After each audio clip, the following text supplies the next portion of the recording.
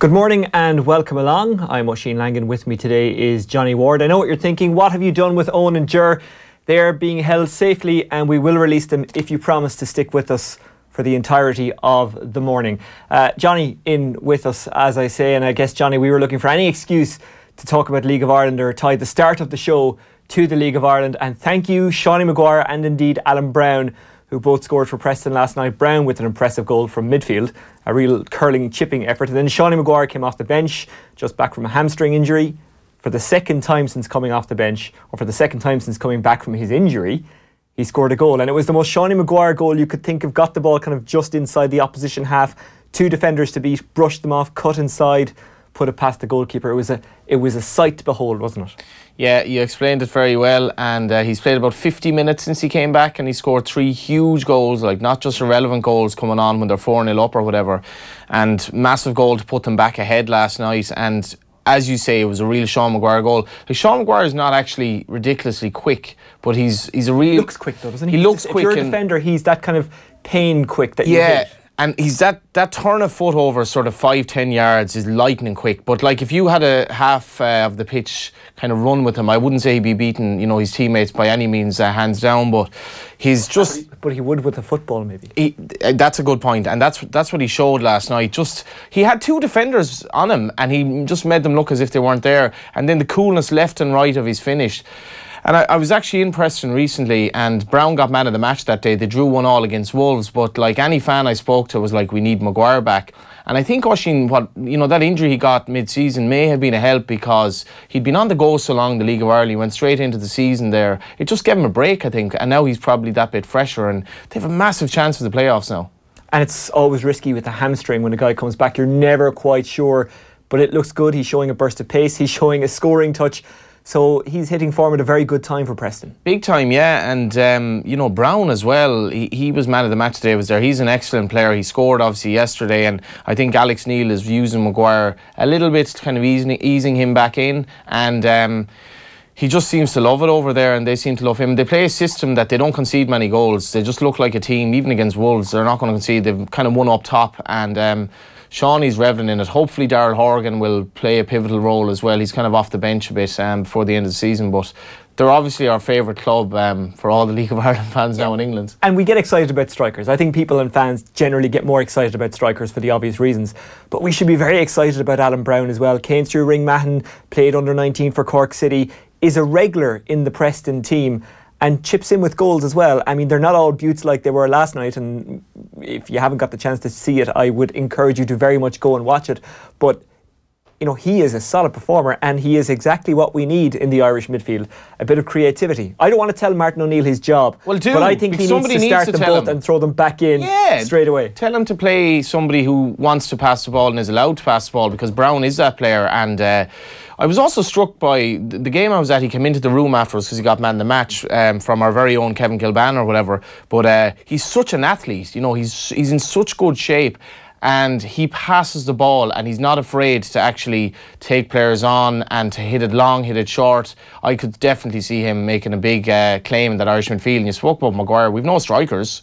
So maybe Shawnee's going to be the saviour. I'm not sure he's going to deliver a load of goals for Ireland, but at the moment he's a big, big option for us, when he gets fit. But he does get goals. He does that kind of Robbie Keane thing of he either makes something happen or he scores, and he might be having a quiet game. And that's a rarity in a striker. I mean, as someone said to me about Seanie when he left, I said, well, we just have to go out and replace him from a Cork City point of view. And he said, yeah, but every manager in the world is trying to find that kind of striker. That's what makes Seanie different. That's what has made him better. That's what stands him out at any level he's played at. He's a fox in the box, and I was talking to a lad lately who was on about the goal he got in Bray before he left, when he had this ridiculous header that he sprang like about 50 foot in the air to get. Like, he scores headers left and right, and most of his goals are inside the box. Nothing wrong with that though. As a defender, he's very, very hard to mark, because he just has that low centre of gravity, and he's really, really upper body. He's worked on that at Cork.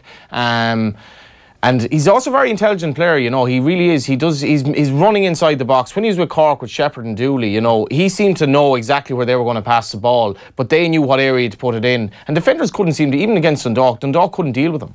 He had that peel-off method. The peel-off. Yeah. You're using all the good words this morning. Well, all the good phrases. I learned them from Kevin Kilban. Yeah. You mentioned the fox in the box there. That, of course, was Francis Jeffers. We don't have fancy graphics here, so we'll just use my hand to demonstrate Jeffers' career. Whereas Seanie's would be more... Sean, he could, because people maybe forget that he went from Waterford. Remember, actually, it was a weird crossover between the two clubs, actually. And Lee Mackey wrote about it recently. Waterford played Dundalk in that relegation promotion playoff in, was it 2010, 2011? 2011, I think. And at that stage, it looked like Waterford could be the one to build, and Dundalk were just going nowhere fast. They'd shown no form going into that. And then, all of a sudden, they somehow managed to stay up. And then Stephen Kenny comes along a while later. And then we all saw what happened then. And John Gill as well did a fantastic job with them. People forget that he's the one who brought them out of the first division. But Maguire was in the scrap heap at Dundalk when he moved to Cork. You know, he wasn't, I wouldn't say in the scrap heap, but he wasn't getting his game, and Caulfield took a punt on him. Yeah. And the rest is history, because, you know, that cup final when they played and he'd no role, it's really hard to believe, but he was just in a team where it was hard to get into. And whatever it was at Cork, I think they worked a lot. They worked a lot on his strength and conditioning at Cork as well, and a bit of confidence.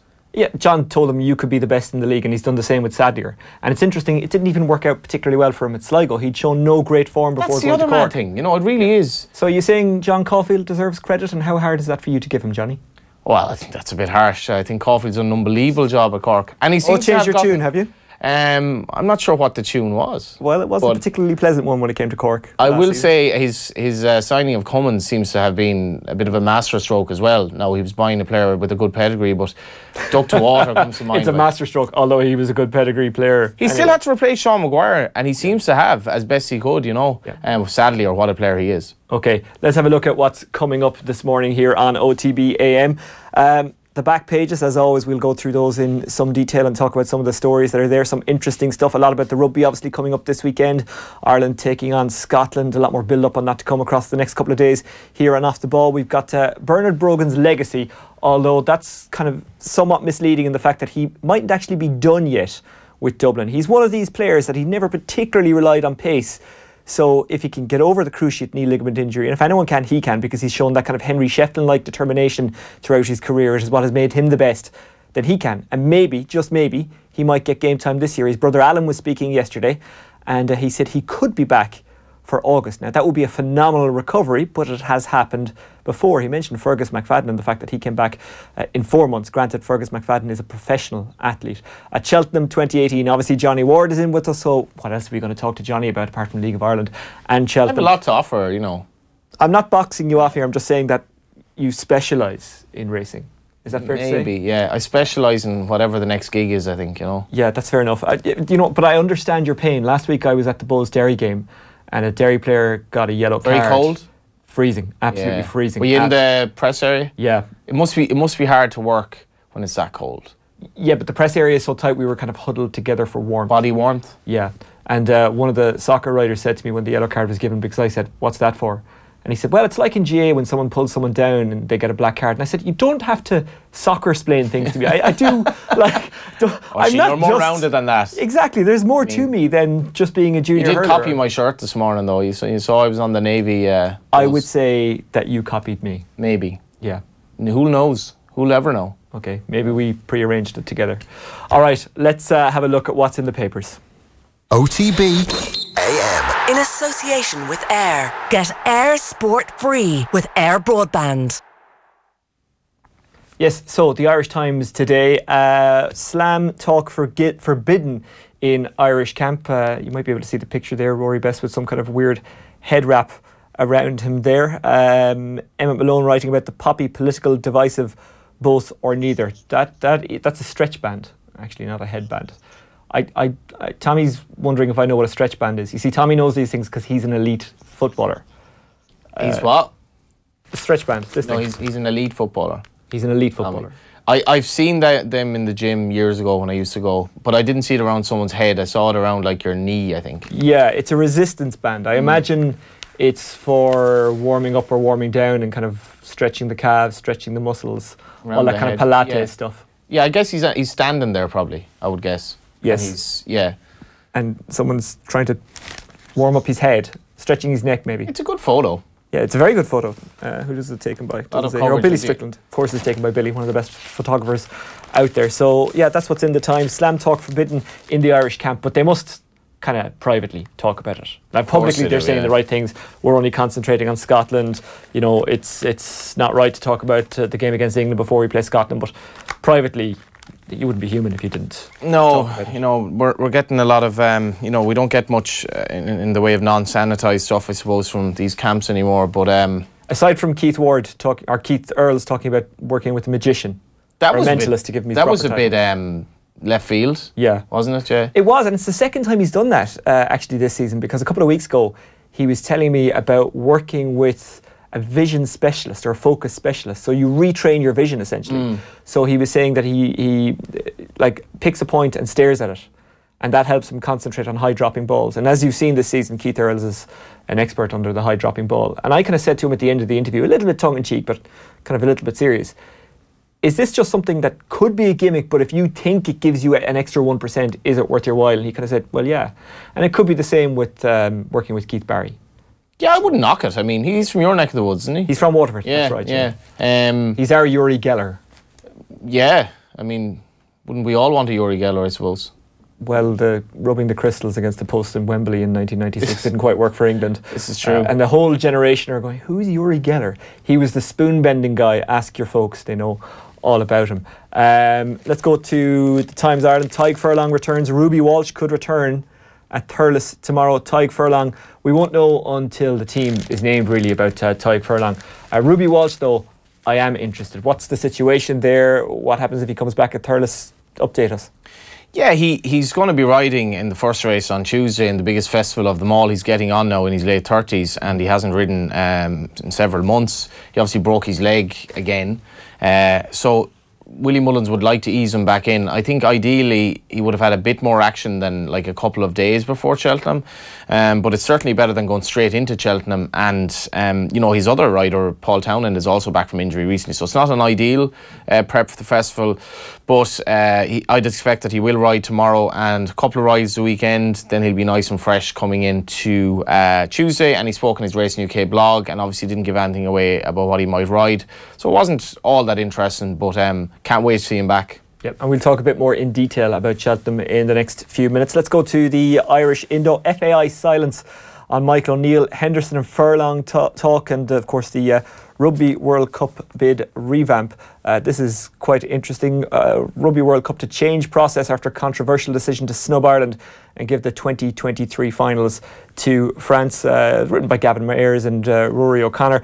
A future Irish World Cup bid could be back on the table after it emerged that World Rugby are reviewing their bidding process with a view to an overhaul in the wake of the controversial decision to hand the 2023 tournament to France. Maybe some of the IRFU top brass went in and cracked a few heads in World Rugby and said, hey, what are you doing? People would love to have had a World Cup here. Give us one. And they're kind of saying, well, maybe let's review it a bit and get you one. We are, after all, a rugby country. We are rugby people. We are the game of the people. What was that horrible headline? This is rugby country. I used to read that in like Rialto and Fatima. I was like, well, it wasn't a headline, first of all. It was a Guinness branding. It was a branding thing, yeah. But what happened the other day was, I think it was Darragh O'Brien on what's the Monday night show called? I forget what it's called. Against the Head. Saying it's the people's game. Now, he might have been saying it tongue-in-cheek, but it did spark a debate. Yeah, in fairness to Darragh, I used to know him from the Setanta days, and he's gotten a lot of publicity from this. You know, it really has driven debate. I couldn't really care less about it, but, you know, it's an interesting thing. And you mentioned the IRFU. What about the FAI, though? No response to O'Neill's very interesting comments. They only go after Catholics. Yeah, well, just to clarify, he was talking about the Irish team going after Catholic players, and generally they only tend to be Catholic players. Now, Dan McDonald was on last night and Off the Ball, and he said the reason there is obvious, because if you're from a Catholic background in the north, chances are you support the Republic of Ireland, you want to play for the Republic of Ireland. The frustration, I guess, for Michael O'Neill is that some of these players have represented Northern Ireland, and then you've got guys like Daniel Devine who can't go to the Euros like he might have, as Michael O'Neill said he would have. Why would you only go after a Catholic, though? Why would you not see that maybe a Protestant would actually prefer to play for the Republic in a career sense for some reason? Is it not possible?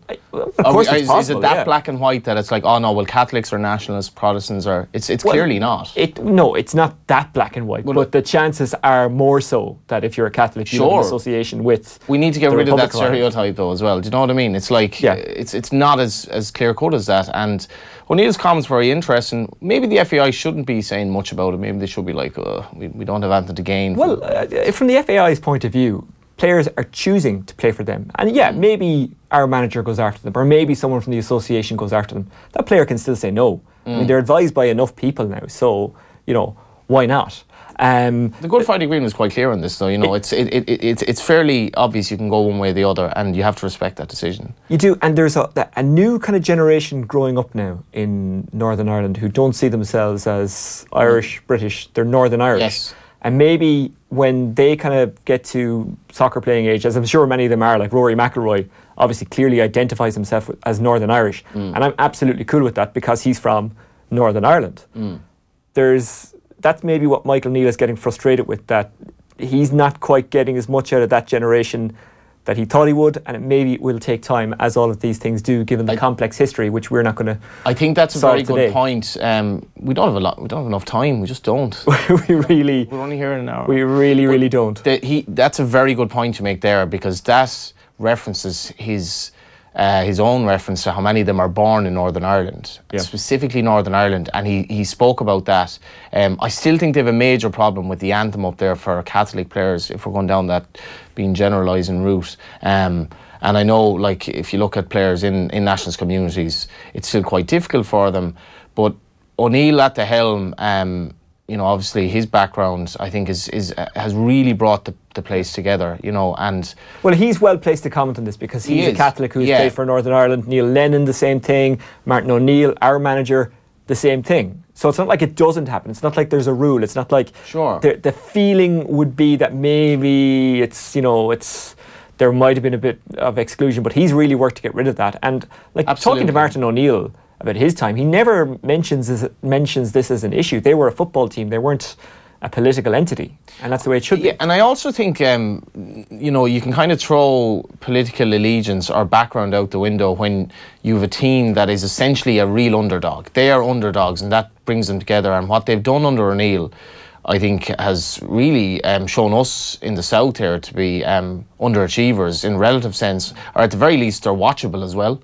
Yes. We aren't at the best. I knew you'd turn this political debate into a kicking contest on Martin O'Neill. And Caulfield. You're hard me here today now. Oh, that's very true, yeah. I'll somehow manage to get it back to John Caulfield. Let's have a look at the Herald. Brogan plans summer returns. Brother Alan reveals forward will target a 6-month recovery. We've obviously mentioned this. Bernard Brogan has done his cruciate, which is a horrible thing for any player at any age, but the older you get, the harder it is to recover. And his brother, though, says that he's hoping to be back for August, and maybe he'll play some bit of championship football for Dublin. Of course, more games at that stage of the year this year as compared to previous years. And as we were saying about Bernard Brogan, never particularly relied on pace. It's something that Conor McKeown of the Evening Herald has been speaking about with us here on Off the Ball AM. And we'll get to that in just a moment. Actually, let's have a look at it now. This is Conor McKeown talking about Bernard Brogan.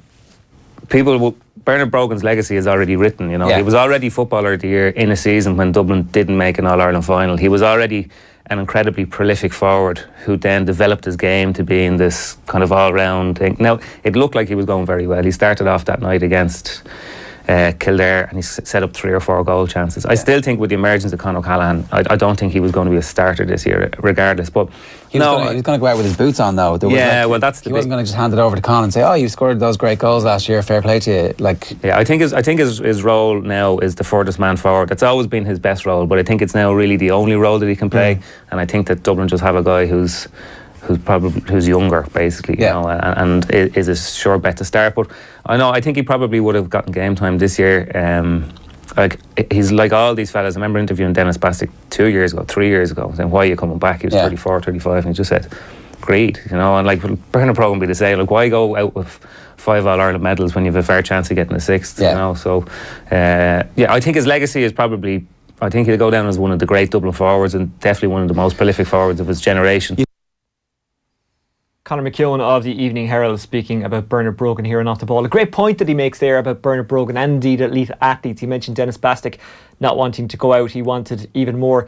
And that's the thing about elite athletes, that they don't think like you or I. They don't think to themselves, well, sure, I have one All-Ireland medal, I'm fine now. They think, I want to do more. I want to be better than I was. They don't take things like logic into consideration, that they're that bit older or maybe they have an injury, and that's kind of what makes them. And sometimes, and I'm not speaking specifically here about Bernard Brogan, it is what breaks them in the end. But I can understand why Bernard Brogan wouldn't want to go out on an injury like that, and he certainly has the talent, and he certainly has the drive, and he certainly has the commitment to come back and play for Dublin this summer and make some impact, regardless of who's in front of him, because Bernard Brogan is one of the most naturally gifted players I've ever seen, but most importantly of all, he's one of the hardest working players I've ever seen, because natural gifts only get you so far.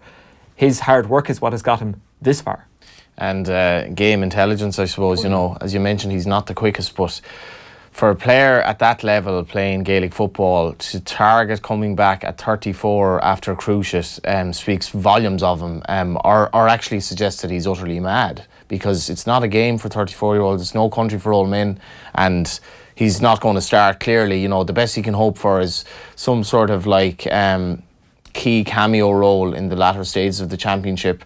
I was watching him a bit in the league. You know, he's evolved as a player because of his, you know, he's obviously, his pace is on the decrease, but he was evolving into that player that would get the ball, lay it off, and create space, and just simple Gaelic football really in a I suppose in an era when people are talking about how the game is in such a flux, but win the ball and play it to the guy who's running in. And drag a marker with you. Exactly, and you could see that very much from behind the goal, you know, from the coverage. But what, like, it's just, you know, I'm fairly friendly with Johnny Dunleavy. He's just coming back from, you know, he's had cruciate problems, and it's a lonely road, notwithstanding the fact that he's guaranteed nothing, you know. And if you look at how many inter-county players over 33 with, you know, you even looked at Sean Kavanagh, how it was almost sad to watch his kind of regression last season. We're calling winning an Ulster title regression, are we? And then going on to win an All-Ireland club title. That's for regression. Tyrone, some regression. You've got amazingly high standards. I obviously for Tyrone, you could just see physically he'd slow down a lot. Well, yeah, but like where he was up the pitch, it was like trying to take the tide out with a pitchfork. I mean, they were getting no ball to him. He was battling away on his own, essentially. So I can understand what you're saying. Was he the Sean Kavanagh of the mid to late 2000s? No. I'm not saying he shouldn't have been playing, but that's a Con Houlihan analogy, isn't it? The tide with the pitchfork.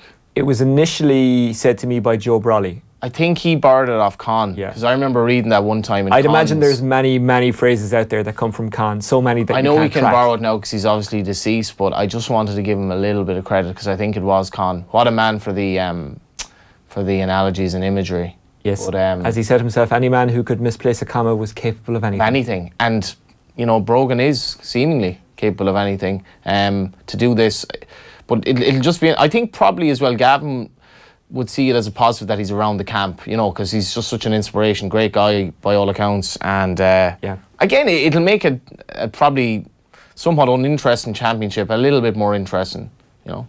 Well, I think it was always going to be interesting. Like Mayo are going to do their comeback thing, possibly after being beaten by Galway. I'm trying to make a case for any other team, possibly Tyrone, but not on the evidence of what I've seen in Croke Park in the last couple of years. Kerry, great point. A lot of younger players, and people are saying next year, even Owen Sheehan is trying to calm it down and pour water on the fire and say, well, they'll be grand next year. I think they're going to be good this year. Well, they've Clifford back, and I mean, last year, James Donoghue had a bad year, so you'd be just wondering. Defensively, though, they're definitely not at the races at the moment in terms of winning All Ireland. That's the big job they have. Even against Galway last year. Well, even Galway last year in the championship created loads of goal chances against them. Obviously beat them and created loads of goal chances below in Kerry in the league. But they'll be working on that. How many teams can beat Dublin? Mayo, this year's form, certainly not. But I think that Kerry just have this muscle memory as a county, and that counts for an awful lot. It's like with the younger Kilkenny hurlers. They get an extra few percent out of the fact that they are Kilkenny. They know they can do it. Yeah, exactly. And history's in their favour. And sometimes that maybe gets a bit lost. Like you wonder with Manchester United at the moment, has that been kind of lost a bit? I don't think it's been lost by Kerry yet, and I don't think it would ever be lost by Kerry because there'd just always be this innate belief we're Kerry. And I think because of that and their talent and the fact that they'll defend as a unit and attack as a unit. And you mentioned Galway getting goal chances. But Galway, the way they play, they're going to get goal chances against anyone. People forget the talent that they have and what's come through from minor and under 21, and the fact that even though it's now, it's always been a dual county, there's enough footballers and enough hurlers that you're always going to have two strong squads if you do the work. Yeah. But I just think there's something happening in Kerry, and it's going to happen this year. Would Bernard Brogan get on the Kerry team? Oh, at the moment, no, because he's injured. Hey. You've dodged that one, Oisin. Yeah. Dodged that one. He'd get on a few teams even now, actually. Probably come off the bench. Do you reckon? Yeah. I think maybe they need hard runners, and that's why you've got the likes of Sean O'Shea, Clifford, James O'Donoghue, who had injury issues last year. Hopefully, as you say, he'll be fit because he's something People special. forget that he's like a new player. If they, he was so out of shape last year. I should mention, by the way, I'm going to New York and Leitrim this year. I know a few of the Newsock lads are in New York at the moment. Yes. But I'm going to New York and Leitrim, hoping to see a bit of history. First championship one. And New York have a really great chance in that game. I think they have. If Jamie Clark is playing. Yes. Would Jamie Clark get on the Kerry team? I would suggest he would. Would he get on the Dublin team? Quite possibly. He probably would, because he's awesome a goal footballer. Yeah. Oh, he's so good to watch. He's everything. Yeah, he's everything you would want. Let's just crack on with the papers. Real tangent here we've gone on. That's okay. From what I've seen of this show, that's pretty much what this is about. Yeah. You come in and you talk general stuff in the morning. By the way, the three players Duck you to mentioned water. there. Yeah, exactly. Jamie Clark, Bernard Brogan and Sean Kavanagh. Probably the three best guys in the GA to rock a suit as well. Yeah, well, Jamie's a stylish man. I mean, loves his coffee as well. He was a hipster before hipsters were hipsters, which in many ways, does that mean he's not really a hipster? It means he's anti-hipster. Yeah. Or post-hipster, if that's a word. But he's not a fella who would rock this absurd beard. Just wouldn't work. Jamie Clark, it'd be very strange if he had one of those beards. Imagine if he... Mine? No, yours is quite... Just I think ours is quite normal. Yeah. But if Jamie rocked up in the Leitrim game with this hipster beard, I think it would garner a lot of headlines. Yeah. I'm not suggesting he should do it, but if he did, I would think it would garner a lot. Remember, Paul Galvin was the only one who wore tight-fitting gear, and then about a year later... It was abnormal every player, you wouldn't see a boot cut in the dressing room anymore. Like, us boot cut people are derided. It's very hard, if you're behind an individual on the street sometimes, it's very hard to know if it's male or female anymore, by the tightness of their pants. It really is. Anyway, who would have thought we would have gotten to that? But you said earlier on that coming back from a cruciate is a lonely road. I can tell you, as a countryman who still wears the Buckle Wranglers shoes and the boot cut, that's a lonely road. I'm the only one. I'm the only one left. I would advise you even in that. coppers. Wrangler couldn't be less cool. Like, genuine. It'll come back. Everything comes back. Everything comes back, including Harry Kane, who at one stage of his career looked like he was on the way out. What a player he is. At Champions League, Spurs live the dream. Brogan back to return again. They're covering Bernard Brogan being backed by his brother to return. Harry Kane will be in action for Spurs tonight against Juventus. 2-2 going into that game at Wembley, a place that Spurs really have begun to make their home, especially in the Champions League. And we'll talk more about that with James Horncastle, who'll join us a little bit later. But Harry Kane, the one that got away for Ireland. Yeah, for Ireland. Galway connections like yourself, Johnny. I wasn't aware of that actually. His Galway connections, but what a player! Just talk about a complete striker, and his passing ability as well. That pass for I think the second goal on Saturday. Just what a player, and God, Ireland could do with him. Yes. Let's move on to the Star. FAI silence on Michael O'Neill. These are the comments we've been talking about across various media outlets. Basically, the FAI saying nothing about what Michael O'Neill has said about the FAI targeting Catholic players. He wants a gentleman's agreement with Martin O'Neill that he won't go after certain players. Liverpool drawing 0-0 with Porto. It's on some of the back pages, even though the game was never really in doubt. Mags fits the bill for Davy. This is the story that Mags Darcy told us yesterday here on Off the Ball AM, a video that you can check out on our website and social media channels, that she's now working with the Wexford senior hurlers and coach Davy Fitzgerald. A good story in here about her first meeting with Davy Fitzgerald, her basically saying on the side of a pitch, "Are you laughing at something? Have you got a problem?" And Davy saying no, and they've got on ever since. That they've been basically, if not working together, certainly talking. I'm not sure if you know Mags. I've just seen her on. She seems a very likeable character. I've seen her on the Sunday Game a bit. Brilliant analyst. Absolutely brilliant analyst. Knows her hurling. Really does. 4-time All-Ireland winner with Wexford. may go back, may not go back. She said yesterday herself that holding a kettle at the minute is difficult for her, and she doesn't want to just go back to get a Wexford tracksuit. She doesn't just want to go back to be in the squad, to say she was in the squad. On that point as well, there's no reason why we shouldn't have more girls and ladies doing analysis of men's games. No reason whatsoever, like. You know. Yeah, especially not when they have the knowledge of Mags, and Ursula Jacob is another one as well. I used to have a podcast that I used to run, just brilliant hurlers. And Ursula actually said it to me one time. She said, I don't think of myself as a camogie player. I think of myself as a hurler. You know, all her brothers are hurlers. Her dad, Mick Jacob, obviously, great hurler. And that was actually a great point. And now the associations, well, they're not merging, but they're certainly moving closer together. Great work done by Liam O'Neill and various people over the last couple of years. Liam O'Neill, the former GA president. And that's a good thing. I see lady sport only going one way, and that's up.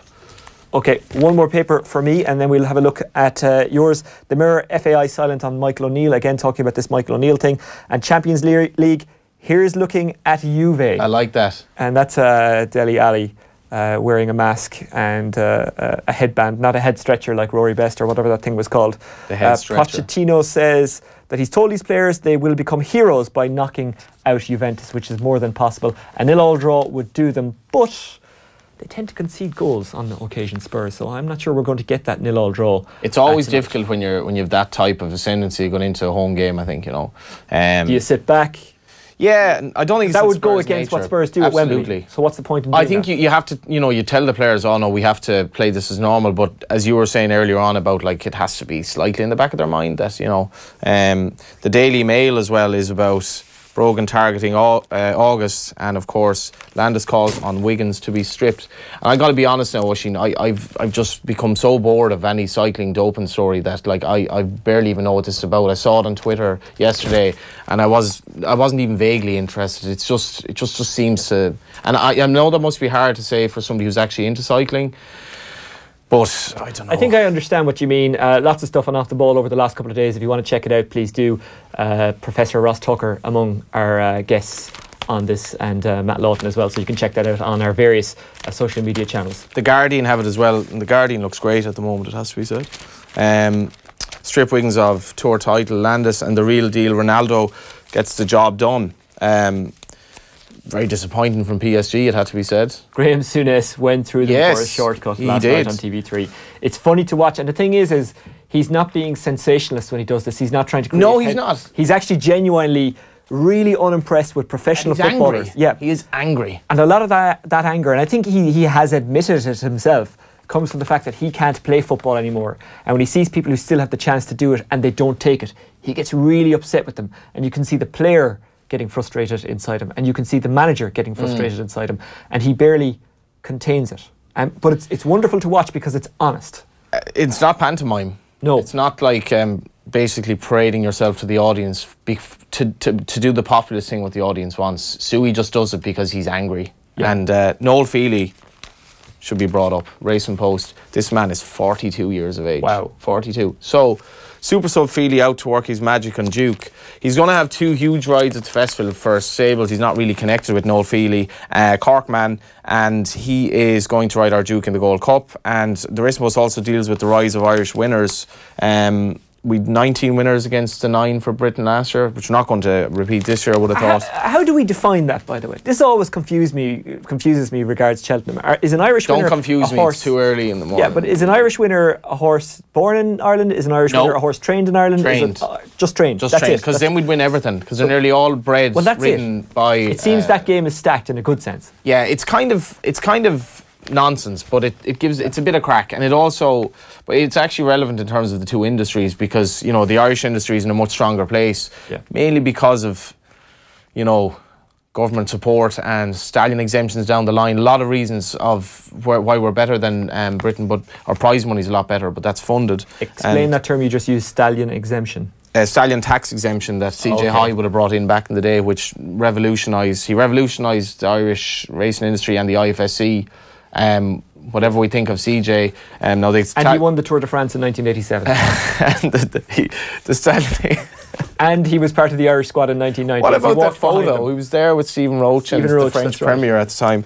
And then we have... Probably would have been Mitterrand at that stage, would it? I'm not sure, actually. Doesn't really matter. I was 4 years of age. I think. But also we have the Telegraph, Salah, what a player he is as well. Front of the... he was playing last night in the dead rubber, and England rugby hit by triple injury, and obviously Froome's still proud to be part of the Dale Brailsford Team Sky. He must stay. Okay. Let's move on to football, or move back to football, as I should say, here on OTB AM. James Richardson, remember him? Oh, he had the best job ever. Yeah. Back when you couldn't get a decent coffee, except if you were in Italy, he drank a lot of coffee with Gazzetta dello Sport.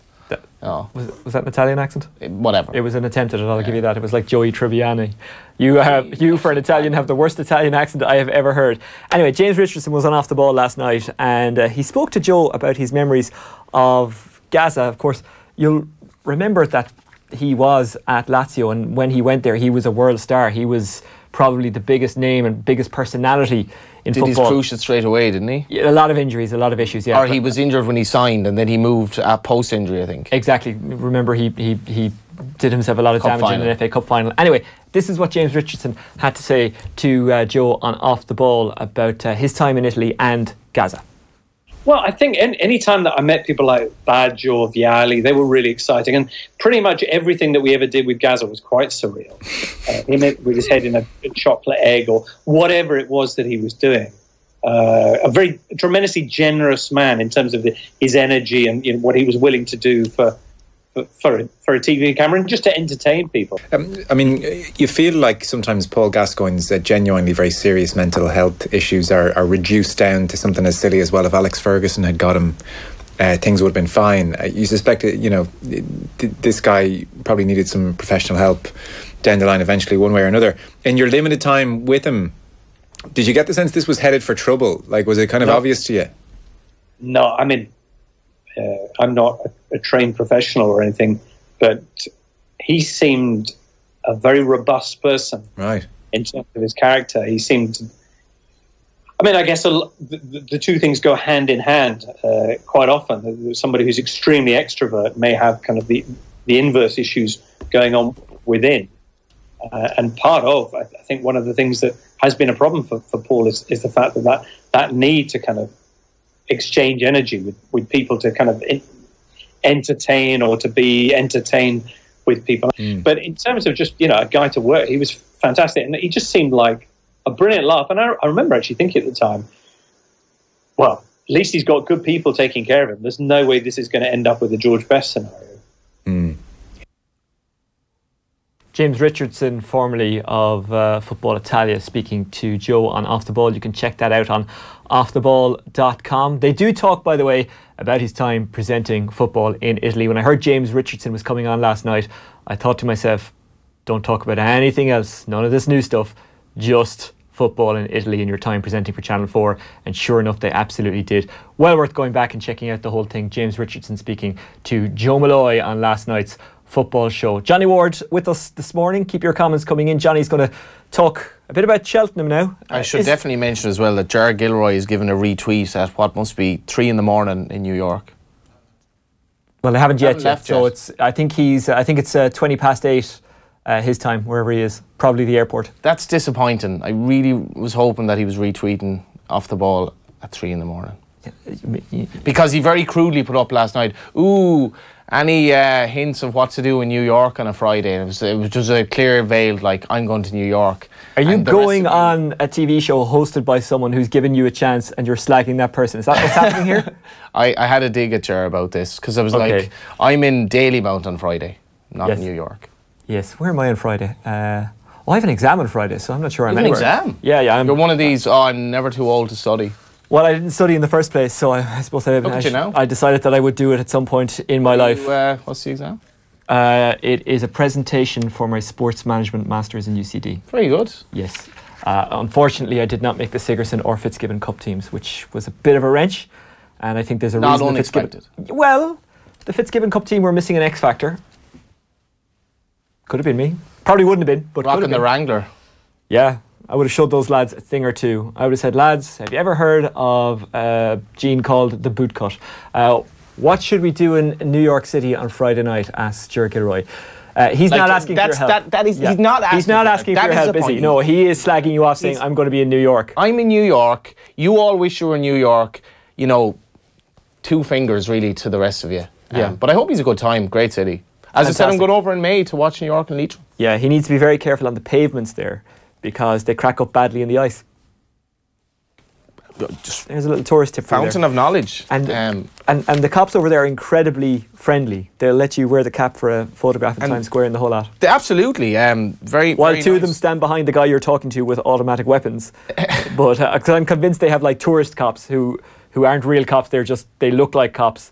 And they're the ones you get your photos with and stuff like that. You know the US is a kind of a mad place in many ways, but I absolutely love New York. Yeah. I have to say, there's just something so zany. There's an energy about it. Energy and friendliness. Yeah. It's like compare New York to London in terms of how friendly the people are. That is not what New York is known for.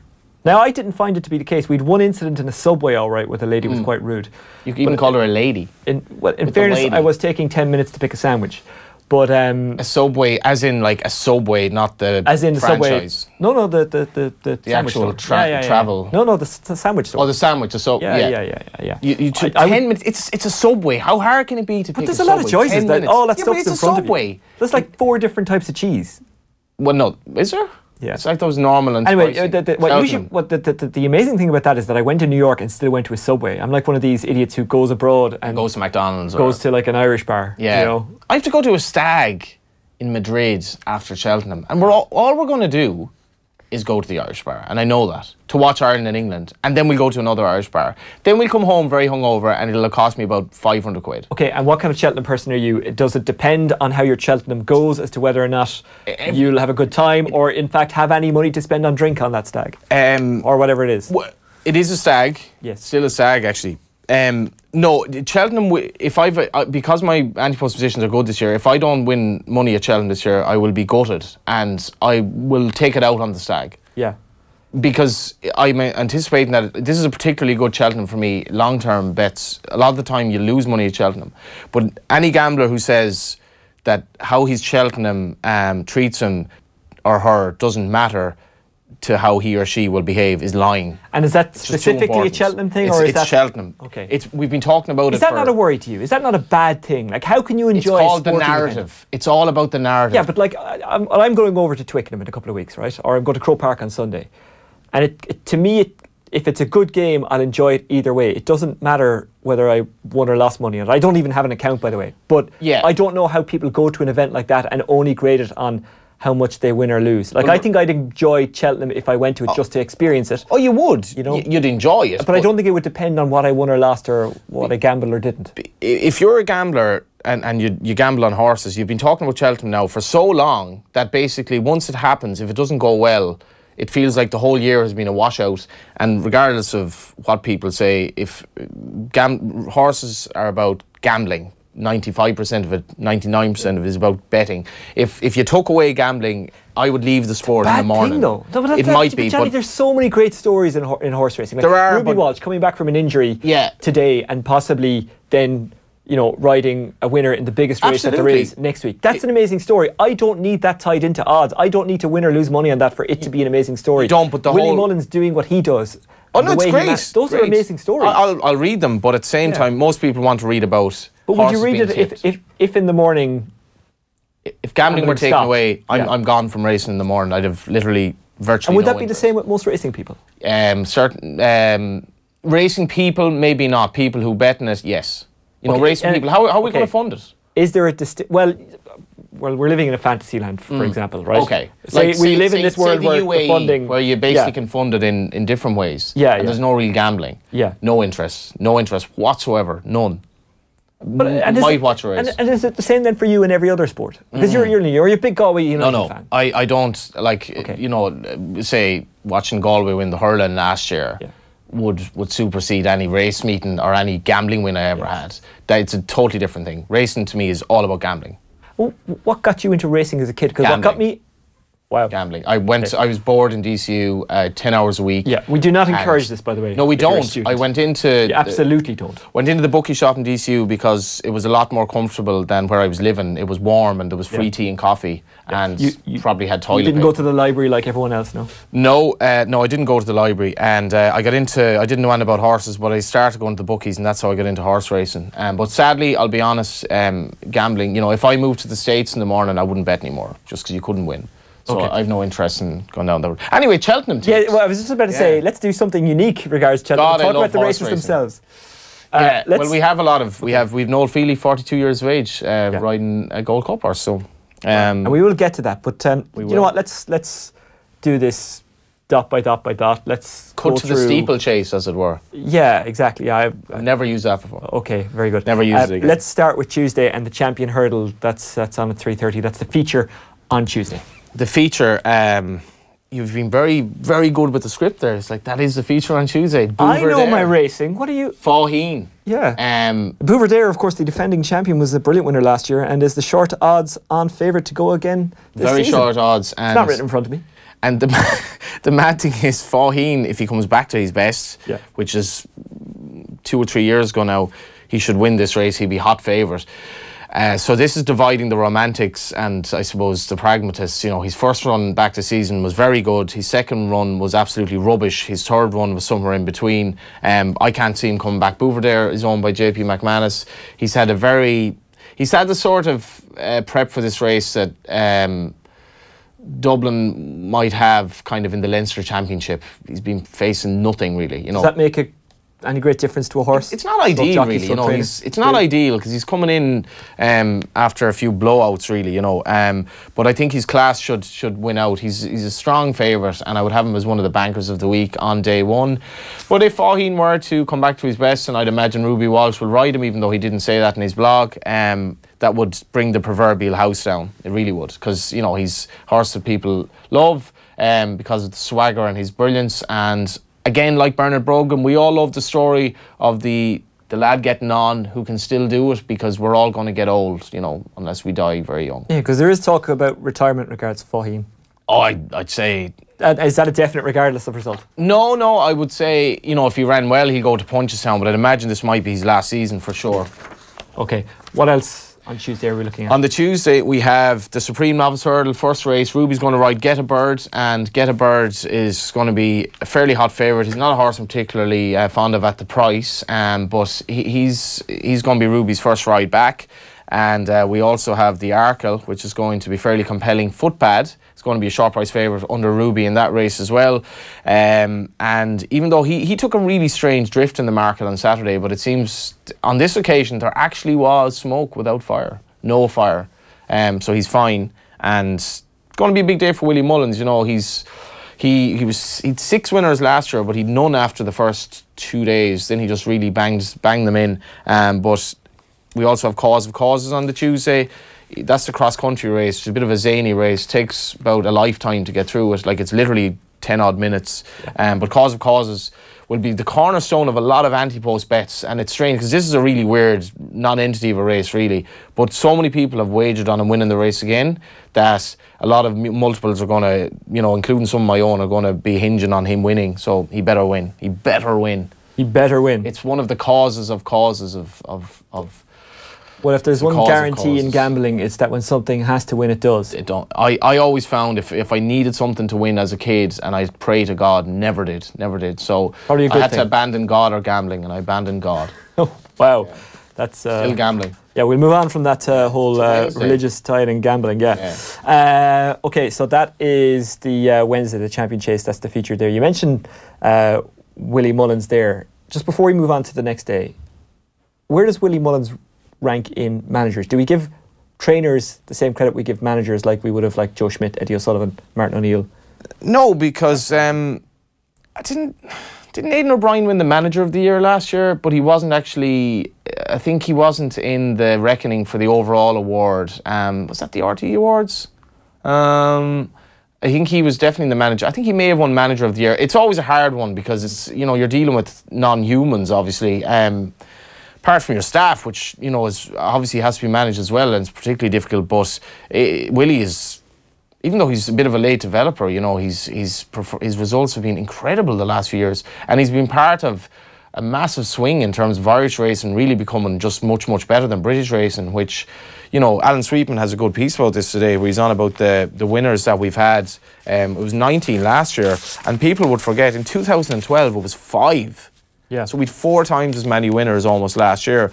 But now Ireland is actually expected to win what they call the Presbytery Cup, which is the battle between Ireland and Britain in terms of the training. Mady Uppy Cup. And the Mady Uppy Cup. Like Willie Mullins introduced an actual Triple Crown into the Six Nations. Yes, exactly. And Willie Mullins has been really part of that, but now you've Gordon Elliott as the upstart with Jigginstown taking all their horses off Willie. Yeah. And that's actually the biggest credit you can give him. It hasn't really affected his results. He still won the Trainer Cycle in Ireland, and he still nearly won Cheltenham last year, despite 60 Michael O'Leary horses being taken away. And that's a pretty amazing thing that he was just able to get back up, dust himself off, and stay at the level he was. Dusting off his Wranglers. Yes. If he were to wear them. But, you know, if you looked, if you took away TJ Reid, Richie Hogan, and whoever else from... Well, we've seen what Kilkenny are like without those players. Yeah, not good. Yeah, you know, not good. Not as good. Not as good, I would say. And if Kilkenny, you know, need Richie Hogan to get over his back issues, which he had last year, and become the player he was, Willie, I've just lost my... That's okay. Willie I'll tell needs, you everything you need to hear. Willie needs Faugheen, and in particular Duvan, to get over their various ailments, because they are still, you know, 2 of the most talented horses he's ever had. And it's a really impressive setup that he has. Oh, absolutely. I've actually been down there, oddly enough. And he's a real gentleman, and you know, you've done your share of Gaelic Games journalism, and we have that sanitised Dublin press conference, I think, whenever it is today. I think people have got carried away about that. I don't think they have, actually. I don't think they have at all. In racing, you can ring up these guys. Yeah. Willie Mullins is the biggest jumps trainer in the world. Yeah. Aidan O'Brien is the biggest flat trainer in the world. You'll ring them up as a journalist and they'll answer you, and if they don't answer, they'll apologise for not getting back to you. And we're world leaders of racing, and I'm privileged to work in racing for that reason, instead of trying to get a line off, you know, the leash forward, and he's told, no, I can't do it. But is that because maybe a headline in a newspaper doesn't make as much difference in racing as it would in football as... No, I don't football think people would see it, or hurling people would see it, or even soccer people would see it. No, because you can antagonise these people, and maybe sometimes they'll be a bit annoyed with you, but generally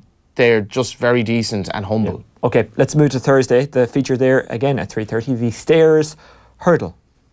The Stairs Hurdle, yeah, and again I went off on a bit of I suppose the by road there. On the Wednesday we've Altior versus that aforementioned Duvan, hopefully, and we've Min as well. Again, Ruby's not committing to what he'll ride, but I think Duvan may be working today. That's normally how it works in terms of the scheduling, and if he gets through that nearly final hurdle, we could see Duvan against Altior. Duvan was, this time last year, he was like 4-1 on. Nobody could see him being beaten. He got injured. He got injured again, different injury since. Hasn't run at all this season, but could come back, and if he could beat Altior, it'll be key, I think, in that Presbytery Cup battle. And also on the Wednesday we have Sam Crow, probably the banker of bankers. We've had a lot of bankers in Ireland. This is a banker to trust. Oh, I see what you did there. That came out of nowhere. You went literal and then metaphorical. Yeah, did I? Yeah.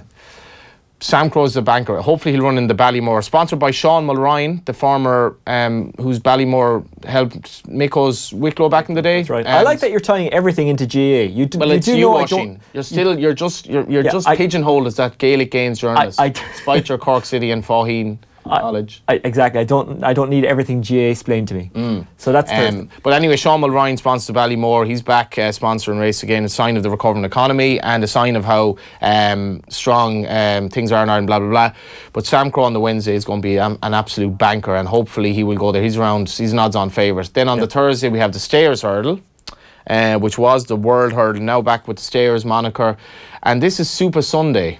Now, Super Sunday, like Oisin John, is owned by essentially Alan and Ann Potts, who's deceased, who both deceased this season. So it's now kind of a trust that's run by, I think, his racing manager and the family to a degree. But it's a strange setup in the sense that I get the feeling that Alan Potts was a fairly stubborn, hard individual, and whatever he said, I think, with trainers was more or less what happened. But I think now it's more the trainer can decide what's happening. So it's going to be interesting. He has some live chances. Just before he died, he won the Gold Cup last year, which was really fitting timing. But Super Sunday is going to carry big hopes in the Stayers hurdle under Robbie Power, but would want the snow to get out of the ground and would certainly not want the rain that they're talking. And the ground is going to be a big factor as well over the next while. Okay, let's move to Friday, the big one, the really Gold flying Cup. through it. Yes. The Gold Cup is about Sizing John and a lot of other things as well. Sizing John won the race last year under Robbie Power. Now, Jessica Harrington had never had a runner in the Gold Cup. This year she has not only the holder of the Gold Cup, but also a strong contender in Our Duke, who's my idea of the winner, ridden by Noel Feely, 42 years of age. Yes. Now that is old for a jump jockey. It's not, you know... It's Apollo Creed gear. That's the colours of Special Tiara winning the Champion Chase last year, which you probably won't be doing this year. It's the colours of Apollo Creed. It's the colours of Apollo Creed as well. He's an American owner, I'm pretty sure, hence... there we go. Yeah. But to get to ride like that, he came over to Jessica Harrington. Jessica Harrington is 71, by the way. Yep. Goes to the gym, I think, 3 times a week. How many times a week do you go to the gym? I run outdoors twice, I play football, and if I can get to the gym once, that's a good week. I didn't say how long I ran. It's not it. It's like 10 minutes. But she's 71 and she goes to the gym 3 times a week, and he's 42. So it's a bit of a, you know, if Our Duke were to win the Gold Cup, even though Our Duke is actually a second season novice, it would be a bit of a story. But we have Might Bite, this lunatic of a horse, basically, who's by Scorpion, who's a stallion that has implanted a lot of quirks in his progeny in general. He tried to run out memorably last year. He came up the run in unassailable lead, and it was like as if he saw the Guinness tent. He was like, I've enough of this. He lost, like, he must have lost at least 6 lengths, rallied back and got up on the line to beat his stablemate Whisper. And Nicky Henderson joked yesterday, if I could, I would declare 1 cheek piece, so that he couldn't quite see the, you know, the shoot off to the stables that he saw last year. He obviously can't do that, but it's going to be a compelling Gold Cup. Might Bite is the big British hope. He's a madman, but talent-wise, he's definitely there. But Willie Mullins has a few interesting contenders as well. And by Friday, we'll be tired. I'll be thinking as a stag. Yeah, and hopefully you won't be tired and emotional. Tired and emotional, yeah. I will be emotional. It's long. It's a very long week at Cheltenham. Yes, very, very long week. And if you ask the journalists who come over that don't normally cover racing, they'll attest to that. It's like it's the old line, you know, when the guy gets off the plane. I've just been to the NAM, Cheltenham, and it feels. I'm not comparing it to Vietnam, but I am. Well, I don't know. I wasn't there. Yeah. How do you feel as racing journalists about the rest of the world jumping on your festival and other journalists coming along and? No, it's great. Like, it's just, I suppose, if you get texts from people that, you know, haven't been on to you all year, you're wondering, am I obliged to respond here or not? Because I know, but they're generally very enthusiastic. And we need this in racing. We need people to follow it and fall in love with it. I fell in love with Cheltenham when I was in college, just going to... My first Cheltenham was like when Barry Geraghty, the 5-timer, Moscow Flyer, those days. I didn't know anything about racing, and I fell in love with racing through Cheltenham, and I think that's an important thing, you know. It's just, there's a great buzz in finding a winner. And going into the bookie shop, it's actually... The bookie shop has become quite a dead experience in many ways compared to what it was, you know, because everyone's online. But the bookie shop during Cheltenham, it's actually a very vibrant place. It's great crack, you know, and you could meet people that you haven't seen in a long time. And Cheltenham... It really is that. It's also, as Willie Mullins said, it's during the week. There isn't a lot going on, and it dominates the sport and headlines. And you know, it's great. It's a great spectacle. It's a great spectacle. Yes, a number of comments coming in for you via Twitter at Off the Ball. Gerard Gilroy. No, but I'm sure he's texted you, teasing you about him going to New York. It could be online on the plane now, the way modern life. Well, that's very true. They can get you everywhere, or we can get you everywhere.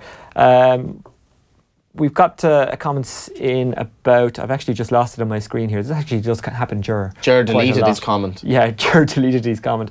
It was about Sam Crow anyway, I can tell you that. Look, we've talked about all the major races there. Is there any naps that you're looking at? Is there anything kind of that we haven't really covered? The lock of the week. Jimmy's lock of the week. When you're right 52% of the time, you're wrong 48% of the time. But I'll be right. You've done Italian now. That was New York? 100% of the time. It was Jimmy.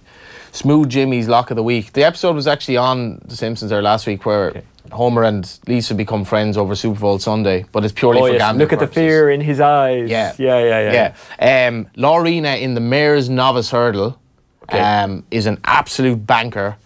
She's again around even money, but I think if you were to have a bet for the week, trained by Willie Mullins, will be ridden by Ruby. He won the race before with a horse whose name escapes me, but Laurina is real lock territory. Okay. Lock of the week. Good performance last night on the Boyle Sports Preview, Johnny. Totally agree with you, Champions Hurdle being too fast for Sam Crow. That's from Twitter. That was in relation to a comment made by Leon Blanche of Boyle Sports that he would run Sam Crow on the Champion Hurdle, which would be the equivalent, and again I'm going down the old, let's bring in GAA parlance, it'd be the equivalent of Conor Clifford playing for the seniors last year. David Clifford. Sorry, Conor Clifford, who we may mention later in the show. Yeah. David Clifford playing for the seniors last year. It's risky, and you keep them to their novice. Or he couldn't have done last year, but I do get the reference that you are making. It'd be that equivalent. Should Sam Crow go supreme? It's a very good race for future Gold Cup stars. Better than the Ballymore, in truth, says this tweeter. I don't think it really matters, to be honest, but I think because Gigginstown have Mengley Khan in the Supreme as an alternative, I think they can win both races. And they've been saying all along that Sam Crow's Gold Cup horse. So I don't think I think 2-5 in the Ballymore should be fine for him. Yes. But apparently he's a slight chance that he will reroute if the ground gets testing. Yes. Regards Rugby, Paul Conlon has tweeted to say, Wayne Ryan has tweeted to say, lads, he's warming up his... Sorry, no, it was Paul Conlon. He says, lads, he's warming up his neck muscles. Common practice, particularly for front rowers. This is in reference to this picture. Yeah, that would make sense. Of the Irish Times. It would make sense, wouldn't it? I can actually... My neck is... I'm imagining having the head... What do we call it? The head stretcher? The head stretcher. Yeah. That's what I'm calling it. I'm not sure if you really clench, you can feel at the back of your neck. So that would make sense. Okay. Well, you're looking forward to Cheltenham. Where can we follow your work for that? Where can we follow? I'm doing a bit on Racing UK and RTE, and I'll be doing tips in the Ladbroke shops. The Ladbroke shops will be busy throughout the week, and I don't think I'm working for any newspaper now, which is quite sad. Well, probably saves you on work though. There's a lot of detail involved in working in newspapers, so you'll be able to enjoy it maybe a bit more. Yeah, doing a couple of blogs for Horse Racing Ireland as well. It'll be a busy week. But get involved if you're new to racing. Next Tuesday is the time to begin. Or not. If you're obsessive, maybe don't. I think if you're obsessive, you're going to have some issue in life in terms of being an obsessive. Okay, let's talk about the Champions League. Of course, Spurs playing tonight. We will preview that. But last night, Real Madrid did a bit of a number on Paris Saint-Germain, who, according to Graham Souness, just didn't turn up, didn't look interested, didn't work hard enough. Kevin Kilbane was at that game. He was on co-commentary along with Dave McIntyre in Paris. And this is what he had to say to Off the Ball after the match. Well, it was. Joe, honestly, you're looking for the start of the game. Unai Emery, the PSG manager, spoke of a team that was going to set his team up to really go and attack Real Madrid.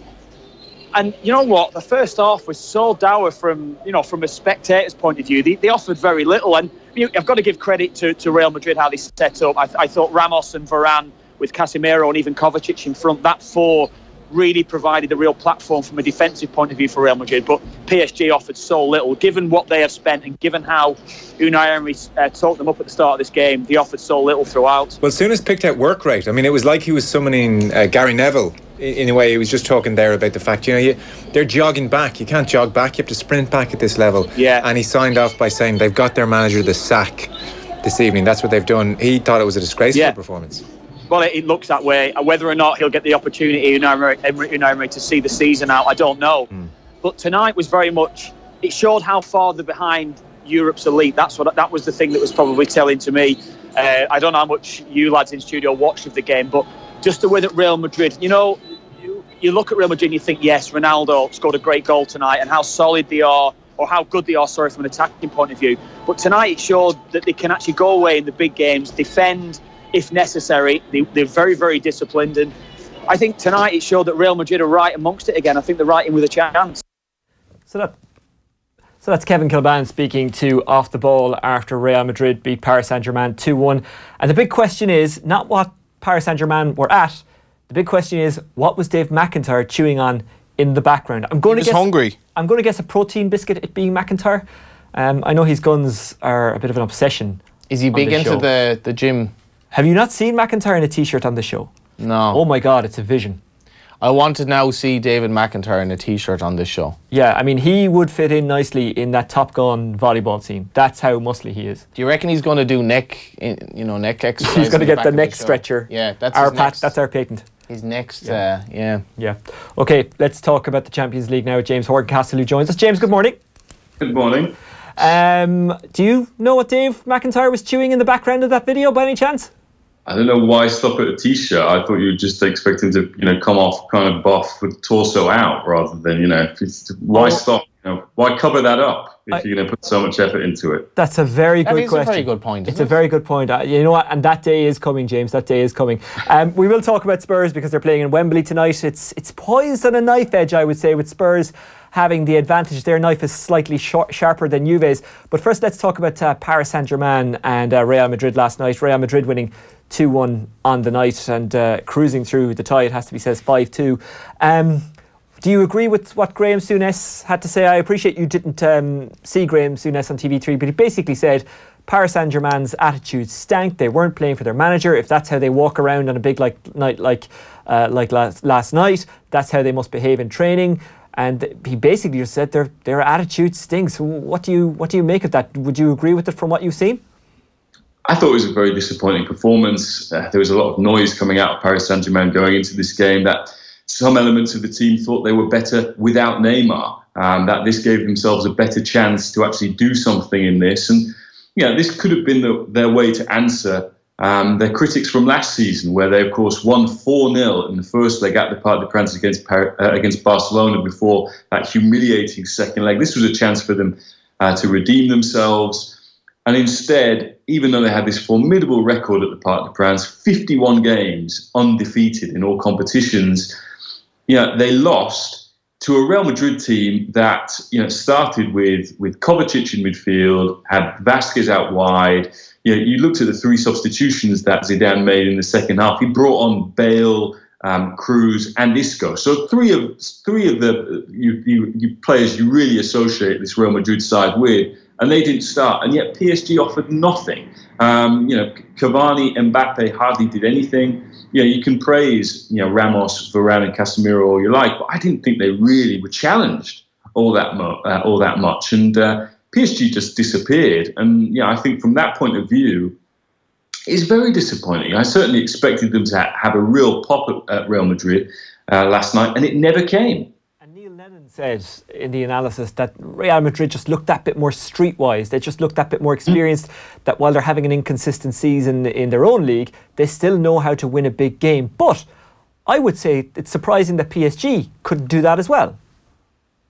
Oh, yeah. I mean, look, PSG, this isn't a team that is lacking in European experience. Aside from the additions of Mbappe and Neymar, who, as I said, wasn't there last night, this is the team that has been gathering European experience on the biggest stage for the last, 7 years since the Qataris took over the club, more or less. And yet, they really disappointed from that regard last night. I think there is a question mark at PSG about leadership. We saw that in the first leg when Unai Emery kind of quite surprisingly decided to bench Thiago Silva, the captain of the club, previous captain of Brazil. Some people don't think he is the biggest talker, someone who necessarily kind of can lead by his actions. Is that because maybe in the French league they don't need leaders because they're just so good they can kind of cruise through, and then when they get into these tough situations they kind of don't know how to handle it? Or am I just making up an excuse for a bunch of pampered billionaires, millionaires?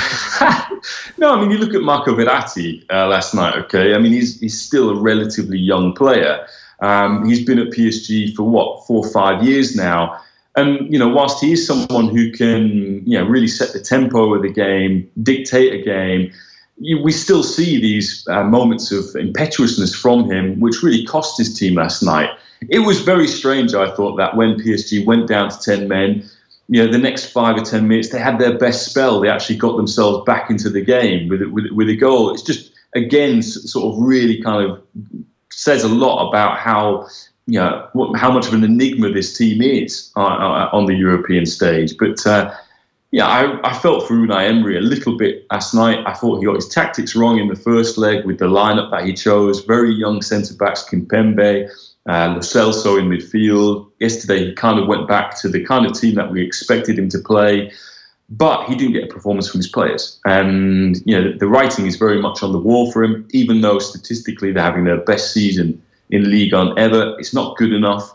His contract was only going to be extended if he got them to a semi-final. Instead, they've gone out in back-to-back years in the round of 16, the first knockout stage, which is clearly not good enough for a team that spent 220 million on one player last summer and 190 million on another. They didn't just break the world transfer record once, they could have done it twice in the same summer, and we've seen very little bang for their buck in that regard. James, what sort of chance would you give Liverpool? You know, just they've actually, I think they've conceded 1 goal in 5 games now. If they've gotten that kind of aspect of their make-up right, the way they're playing going forward, obviously last night was a dead rubber, but they do have a bit of a chance. Yeah, I think, look, last night is a kind of useful exercise. I know it bored the teeth out of people watching it, but that's a side of Liverpool that I think we need to see. You know, that a team that can actually manage games on a sort of big European night. Okay, they had the first leg, they had their qualification already in the bag, but you know, you can quite easily get complacent in second leg games like that, particularly when you rotate the team. Not everyone comes in, is up to it, but I think that was important. I think that front three of Liverpool is as good as any front three in Europe right now. I think it will terrify anyone at the pace that it's got, and the unpredictability that it brings as well. Klopp has pedigree in not only getting Borussia Dortmund to a Champions League final, but remember, in his first season at Liverpool, he got them to a Europa League final. They are a very good cup side. I think they can beat anyone on their day. And I think that is a big point, because just with Salah and Firmino in particular, they just have such impromptu genius. It's very, very hard to defend against that at times. Yeah, absolutely. And I think they seem to be able to create chances, not just 1 or 2, but they'll get 3, 4, 5. I mean, Salah has been so prolific. He's had already a better season than Luis Suarez's best season with Liverpool. It's only March, and yet Salah actually still misses quite a lot of chances. Yeah. You go back to that sort of Man City game at the start of the season before Sadio Mane got sent off. He missed, 1 or 2 chances to put them in the lead in that game. That I think is, this Liverpool team, I think, always believes that it will create something to get them into a tie, get them something away from home in Europe. And I think that's obviously adds to their confidence when they play in Europe. I think it's one of the reasons why they have to be seen as a serious threat in this competition. And they are what fans love at the moment, a team that are unpredictable, that can score goals, and you'll always get a bit of drama out of them. So they are what we kind of love to watch at the moment. A team that a lot of people love to watch at the moment are Spurs, who go into tonight's tie with Juventus, tied at 2-2. The game is on at Wembley, but James, that's now maybe an advantage, whereas before it wouldn't have been. They finally seem to have settled into Wembley in the Champions League. Yeah, and this is a place that Juventus hate going. They've never won in London in 6 attempts. They haven't actually beaten an English side in a 2-legged knockout tie in European competition since 1984. They're making the case that the pressure is on Spurs because Spurs got a better result than Juventus in the first leg, and it's something that they should protect. If they come on to them, then that will play into Juventus' hands. Juventus look at it like this. They played badly for 80 of the 90 minutes of that first leg, and yet they still had the chance to go 3-0 up on that counter-attack that Higuain missed, and 3-1 up when Higuain missed that second penalty in the game. So, I think this is going to be a fascinating game between 2 quite evenly matched teams. I know people look at it and say Juventus have got more experience because they've been to the final in 2 of the last 3 years. But if you look at where these teams are at kind of financially, they're more or less the same. Juventus are 10th in the Deloitte Rich League. Spurs are 11th. So there's not all that much difference there, even though we make a lot about the fact that Spurs are overperforming as per their payroll. I think it's going to be fantastic tonight. And it's one of those weird situations where we know Juventus will probably sit back and catch them on the counter-attack, whereas with Spurs we know that, common sense might dictate that they should sit back, but then they wouldn't be true to themselves, so they'll probably press on. So we know that they know what each of them is going to do. They know that they know. So it kind of is creating this kind of interesting chat and conversation ahead of this game as to whether or not they'll both do what we know they probably should, or whether or not they'll go against themselves. And if they go against themselves, if you follow my lead on this, I'm kind of confusing myself, then are they kind of losing something in a tactical advantage sense? I think what was great about Spurs' performance 3 weeks ago was the fact when they went 2-0 down, they didn't stop playing their own game. They just kept faith with it. because they knew that they would get the chances, even against the Juventus side that at that stage hadn't conceded a goal, I don't know, since 1973 or something like that. But I think Spurs will remain true to this philosophy that they have. They caused Juventus all kinds of problems, which I think they'll still cause in this second leg. I'm very interested to see what Juventus do, because Juventus kind of found balance with this 4-3-3 after their sort of last defeat in the league back at the end of November. And they moved away from that in the first leg because they had injuries. Matuidi, for example, was out. He'll be back tonight. I think that's a big difference for Juventus. But they played 3-5-2 at the weekend as well. So they're a little bit like Spurs. They're a very chameleon-like team. You don't really know what you're going to get. Now, the comparison that people are making is that 2 years ago, Juventus drew 2-2 at this stage against Pep Guardiola's Bayern Munich in the first leg of the round 16. They then went to Munich, and for the first half of that game, they put in one of the best performances I've ever seen Juventus play. They got 2-0 up at half-time.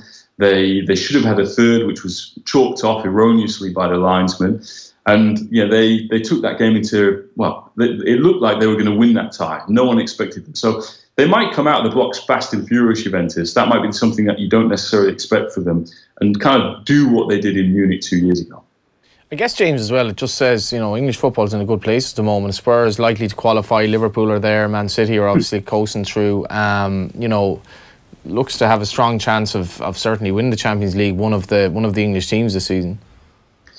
Oh, you definitely say so. I think at the moment I look at Manchester City, obviously, and Liverpool as being the best placed to do that. I think Spurs, if they go through and get into the quarterfinals, then anything can happen. I think this team has such a good balance to it. Both at the back and up front. That's they can reasonably look at this and think that they can do something in this competition. So look, this is something that European football's giants have been expecting for some time. The Premier League has been wealthy and a lot wealthier than La Liga, Serie A, and the Bundesliga for a long time now. 3 or 4 years, and yet they haven't seen bang for their buck in this competition. Now it's finally happening. And, I think, for example, tonight's coach, Juventus' Massimiliano Allegri, he said the Champions League is going to be tougher this year because there are 5 English teams. And those 5 English teams are a lot richer than, everybody else aside from Real Madrid and Barcelona. So, it's about time that the English teams got their act together and performed to expectation. James, a quick prediction from yourself ahead of tonight? Well, Juventus don't want it to go to extra time, so I think this will be 1 in 90 minutes. I have a sneaky feeling that Spurs will still cause them enough problems to go through. Okay, James Horncastle, thank you very much for joining us here on Off the Ball AM. You'll be able to follow how Spurs get on against Juventus tonight on Off the Ball from 7 o'clock. Obviously, we'll be keeping an eye on Manchester City against Basel/Bâle, but City are 4-0 up going into that game. Are you a Basel or Bâle man? Bâle is in Mayo, isn't it? No, but either is apparently okay, Basel or Bâle. Yeah. To pronounce. What do the locals say? I don't know, because I think there's a kind of a French-English language thing going on there. So wouldn't really energise me, to be honest. remember when I worked in Red FM, a guy calling up and demanding that Trevor Welch, who also did a show there at that time, call it Bâle. And he got into a full-blown argument with me on this. And I was like, I'm not Trevor's dad, I can't. Anyway. Can't get into an argument. Another Cork City fan, of course, Trevor. Exactly. Off the Ball AM brought to you by Air this morning, the home of Air Sport. Get amazing live sporting content free with Air Broadband. Let's talk a little bit about the League of Ireland, John. Do we have to? I think we should. It's a subject that's close to both of our hearts. Hashtag greatest league in the world? Hashtag greatest league in the world. I find it interesting that the FAI have taken that on board, even though it was an ironic hashtag. Yeah, and I think they get the joke. I think their social media department are quite good. I think they get the joke and they're using it quite well. It is funny. Yes. Anyway, Kevin Doyle has been into us recently, talking to Keith Andrews on the Keith Andrews Football Show, which of course is back on tomorrow afternoon at about 12:30, and he has been talking about AP McCoy, by the way, will be on the show as well with Keith Andrews, so that'll be interesting. But anyway, Kevin Doyle was in recently and he spoke about the pathway for players to the top level, senior elite level, as in playing for Ireland and then maybe playing for a club in England as an adult. And it was put to him, is it better to go as a youngster, or is it better to maybe do what he did, hang on in there, wait till you're a bit older? This is what he had to say. people ask me now, parents, you know, their child is 14, what should he be doing? This team in England wants them to train with him, and fair enough, you can come through that way, obviously, but I just don't think it's right for a 14 or 15-year-old to be leaving your family. In an ideal situation, if you see a route where you could stay in Ireland in a good coaching setup and get... Is the route better now, though? I would think so. The setup, it's improving all the time. Every year they're trying to... Yeah, if you can... Especially League of Ireland team. I didn't have Wexford Youths. We had Wexford Youths, the actual Wexford Youths. It was the underage team. And I was lucky with Mick Wallace, who put a lot of effort into that. And, you know, got us... We went to Italy on coaching camps and playing teams there. And without that, I would have definitely have drifted away. That kept me going at that 15, 16, 17 years of age.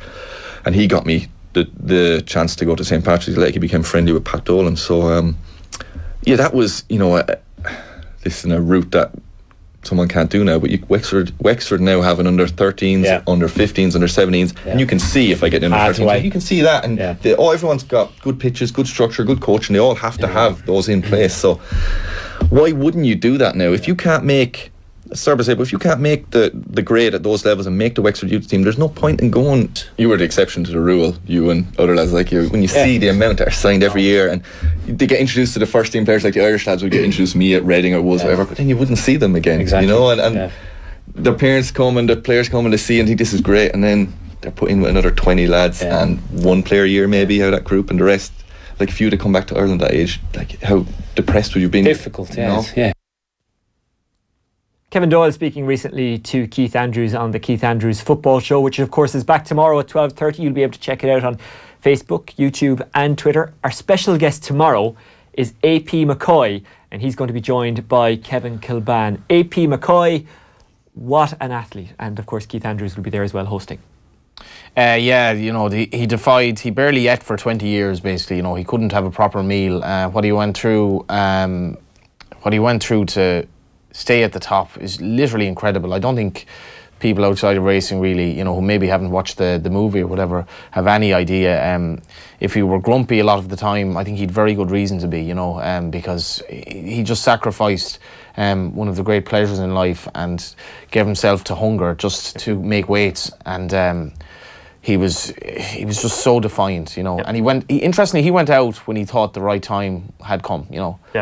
Even though he wasn't young, but he went out before he thought he was regressing, I suppose. Okay, well, we'll hear from the man himself tomorrow here at 12:30 on the Keith Andrews Football Show. AP McCoy, one of the special guests, along of course with Kevin Kilban, who at this stage, he's just a guest rather than a special guest. He's in all the time. Kevin now. He's a special He's in guy. all the time. He's in all the time. He's just a guest rather than a special guest. Okay, I want to talk a bit about the League of Ireland because it's a massive weekend. Dundalk are playing Cork City, and there's other interesting games as well. And there's games on the Monday as well. I'm really looking forward to getting down to Turner's Cross for Cork City against Shamrock Rovers. But I want to talk to you about a story you wrote recently with Conor Clifford, the former Dundalk footballer, former Chelsea footballer, who got himself into a spot of bother for breaching the betting rules. Now, he didn't in any way get involved in match fixing. There's no suggestion of that. It wasn't the case at all. It was a very basic breach of a rule, and he got, as you called it, a sentence, a 6-month sentence, banned from all football. Explain to us exactly what he did, because it was against the rules, that's clear, but it was pretty innocent. Yeah, it was very benign, you know, and unfortunately it happened to come out in the same season as the Athlone Town shambles, really, and also allegations about a friendly game in Bray and so forth. And unfortunately, Conor was pitched into that kind of murky world, whether he liked it or not. It kind of came in under the betting irregularities banner, but it wasn't really. He just basically, he had an account, he'd made a few bets. According to Conor anyway, he had an account over 2 years with an English bookmaker, and in that time he said to me that he did 800 quid worth of bets. The most he ever placed in a single bet was like 15 quid. And it was always on like, say, Champions League or whatever. And the FA changed the rules, and they became very, very hardcore with their rules, rightly or wrongly. Might be a good thing that they're, you know, taking a very... Whether it was right or wrong of the FA to do it, they did it, and those are the rules. Conor would claim that, you know, the players didn't really know this, but, you know, he was very naive as well. I'm sure a lot of...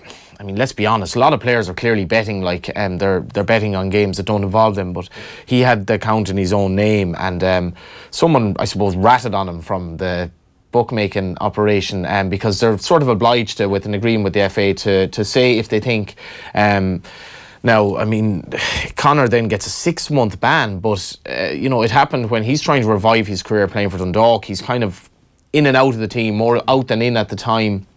Plays the Leinster Senior Cup game against Shells, scores a worldie of a free kick apparently, and then he comes in after the game and Stephen Kenny is like, you're banned for 6 months. And he's like, this is nuts, you know, I'm banned for 6 months for... But it wasn't only that, Oisin, and I really could not believe this. Like, he can't train with anyone. He couldn't go to the cup final. He couldn't go to the cup final. He can't coach kids. He cannot attend football. So I think this is a little bit harsh now, to put it mildly. For I don't think the crime in any way actually tallies with what the punishment or whatever. But he's trying to revive his career. He's training on his own. He's out of contract, and I think, you know, a few. From what you've seen, because you've met him, you've spoken to him, can he make it back? He does seem to be working hard. He does seem to be doing the right things. Well, first of all, he's 26. You know, so he should, in theory, considering his, you know, background and what he achieved underage, I think when he went over to Chelsea, there were huge hopes for him, and it's not relevant that he didn't work out at Chelsea because captain of the youth team. Captain of the youth team, and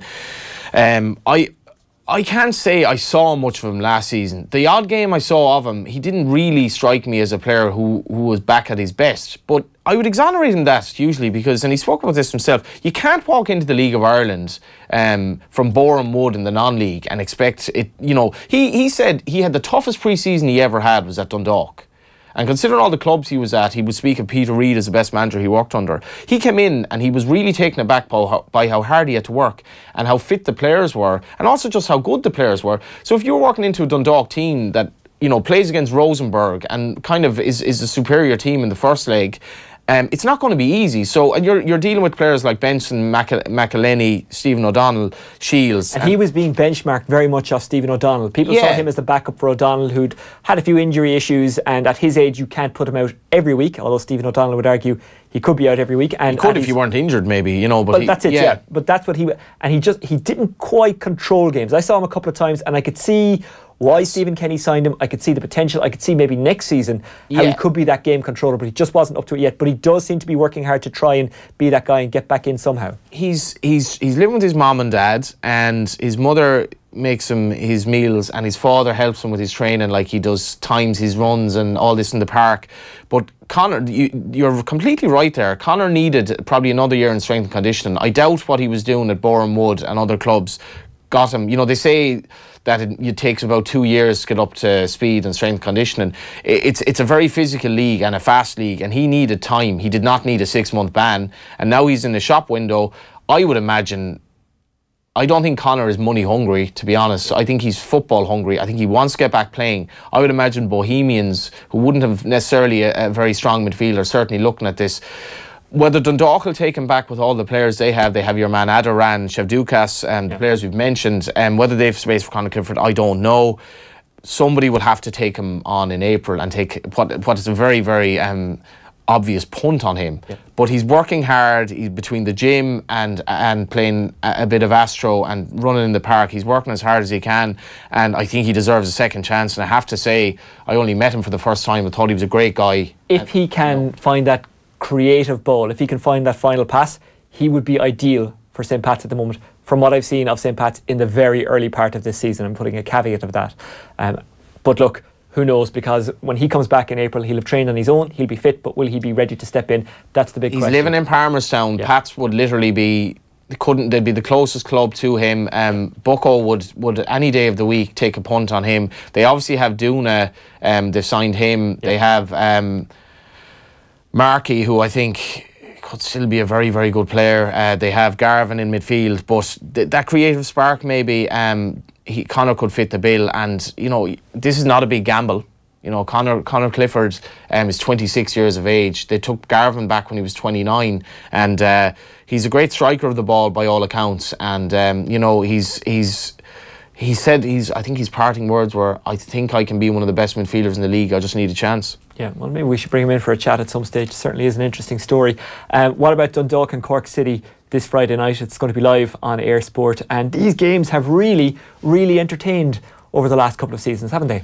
Yeah, they have. And, you know, between the two extremes of these 4 games now in terms of outcomes, there's a 24-point swing. If Cork won the 4 games and Dundalk didn't, this is going to be crucial, because Dundalk have really lost the upper hand here in the head-to-head. Sorry, I say they've been entertaining. They have been entertaining, but they've been particularly entertaining if you're a Cork City fan, because Cork City have had the better of them in the last season or two, since they lost the cup final that time. Yeah, absolutely. And in fairness, Caulfield worked on this, and even when Cork were pretty pants for Cork were poor for once Maguire left, with the exception of maybe 1 or 2 games, and one or two games kind of won the league with 3 games to spare, but Cork were poor. Cork, they were really poor in the league. They just limped over the line. After Maguire left. No, I'm sorry. This is an argument we won't do it again. They stopped playing football, and they basically limped over the line. But they got the job done against Dundalk in the cup final, playing reasonably well. And I watched them in the President's Cup against Dundalk, and they were absolutely brilliant in the second half. And Dundalk now realise they have. I think Dundalk at the start they've had, I think they'll have to get more points than Cork in the 4 games. I think they will. And if Dundalk are to win the league, I think they'll really be. If Dundalk lose on Friday night, first of all, they're losing at home again. It'll be 8 games against Cork that they haven't won in a row. Yeah. I think that's right. And they'll just be falling that bit behind, because they've dropped points against Bray and Rovers, particularly Bray. Cork do not look. They did find their scoring touch against Limerick, I think it's fair to say. They did. Limerick were rubbish, as were Bray against Rovers, and that'd be worrying as well down the line.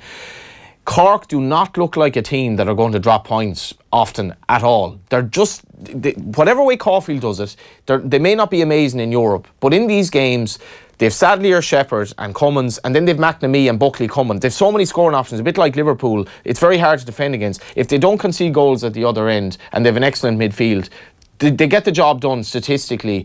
And Dundalk dropping points at home to Bray, who were defensively shambles against Rovers, I think they could really rue that.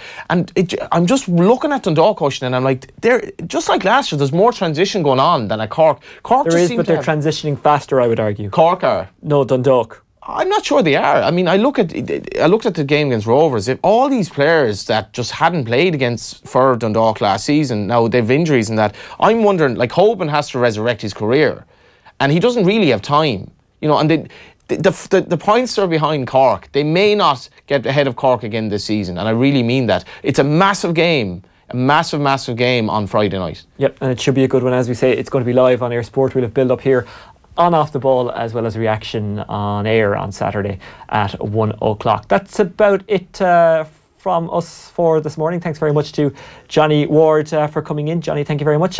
It's a real gun show tomorrow morning from 7:45. Dave McIntyre and Alan Quinlan. Wow. And Gavin Hastings. It's Does going it to be put like pressure on your, I really need to hit the gym, is what I'm taking from this. If you really want to, get your career going in journalism, you need to hit the gym. I imagine tomorrow morning when Quinlan and Dave meet to have their paper discussion, you and I just sat down and went into the papers and had pleasantries. I imagine theirs is going to be like in Predator, when Schwarzenegger and Carl Weathers do their, tight gripping muscle kind of high five, and they don't let go because no man wants to back down. You've laid out the gauntlet for them there. I mean, and Gavin maybe everyone will tune in the morning just to see if that happens. Yeah, well, I think they should. But Christ, the gym is a boring place, so.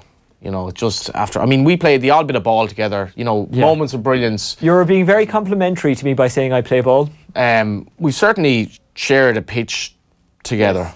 But while football has been played. Football is exactly, and not by us. But at the same time, something might happen. Yeah. Not much happens in the gym. Yeah, I think Alan Cawley and Kevin Kilban look at me when I'm playing football and think, how can anyone's legs move that badly? How can anyone be that clueless when it comes to a ball at their feet? How, I remember someone shouting at me, trap it, and I had to scream back at them, that was me trapping the ball. I appreciate it looked like a clearance, but that was me trying to trap the ball. Geezer McNulty that's gone down the old sports psychology route, the former Armagh player. Mind skills, certainly, he wouldn't like this self-defeatist talk out of you.